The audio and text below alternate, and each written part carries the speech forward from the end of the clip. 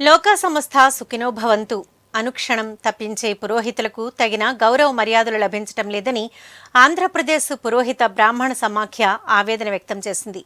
బుధవారం మధురవాడ శిల్పారామంలో సమాఖ్య అభ్యున్నతి కోసం మహాన్యాసపూర్వక రుద్రాభిషేకం, శ్రీ లక్ష్మీ గణపతి హోమం అత్యంత నియమనిష్టలతో నిర్వహించారు.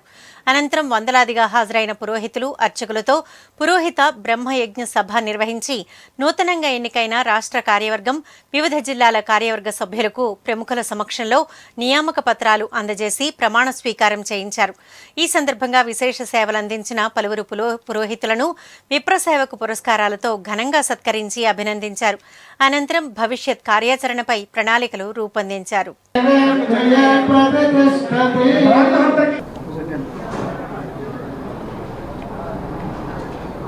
మరలా ఇప్పుడు అన్ని పార్టీల వాళ్ళకి కూడా ఏవైతే మా సమస్యలు ఉన్నాయో ఆ సమస్యలన్నీ కూడా ప్రభుత్వం అన్ని రాజకీయ పార్టీల దృష్టికి తీసుకెళ్తే ఎన్డీఏ కూటమి మేనిఫెస్టోలో 18 ఐటమ్స్ కింద హిందూ దేవాలయాలు, బ్రాహ్మణ సంక్షేమం అనే కొన్ని సంక్షేమ పథకాలు ప్రవేశపెట్టింది.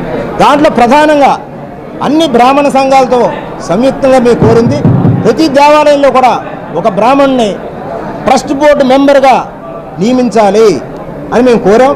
దాన్ని మేనిఫెస్టోలో పెట్టారు. దాన్ని అమలు చేయాలి. ఆ అమలు చేయాలని కూడా ఈరోజు మా డిమాండ్స్లో మేము పెట్టుకోవడం జరిగింది.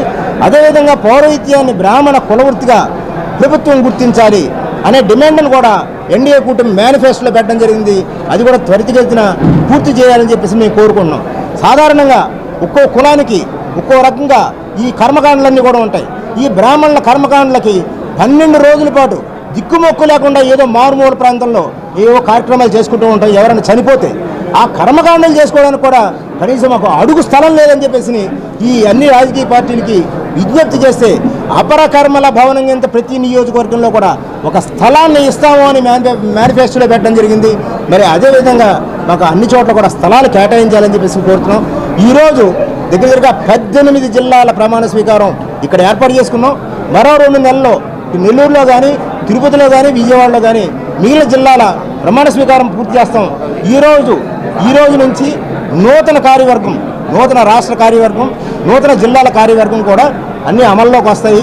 మేము మా హక్కును సాధించుకునేంత వరకు కూడా మా ఆంధ్రప్రదేశ్ పురోహిత బ్రాహ్మణ సమాఖ్య అన్ని బ్రాహ్మణ సంఘాల మద్దతు తీసుకుంటూ, అన్ని రాజకీయ పార్టీల మద్దతు తీసుకుంటూ మా పోరాటం కొనసాగిస్తూనే ఉంటాం.